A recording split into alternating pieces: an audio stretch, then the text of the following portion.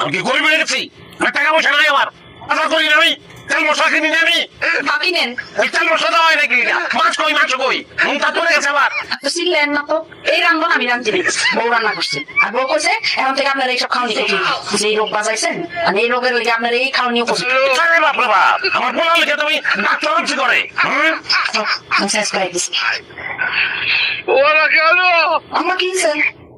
দেখো মা, এই যে তোমার শ্বশুর রাগারাগি করতেছে, এইসব খাওয়ান খাইতে চাইতেছে না।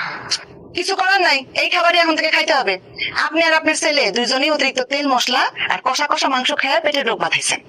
যতদিন পর্যন্ত পেট না ভালো হইতেছে ততদিন এই খাবারই খাইতে হবে। আমি কইলাম কেন খবরদারির মধ্যে থাকবো না? কেন খবরদারি করে আমারে? বাসারা করে দিও, সব সম্পত্তি বাদ করতে পাইবো না, চলতি জানি খেতায়। এত তেজ দেখায় লাভ নাই। কি কইছিলাম সেটা ভুলে গেছেন?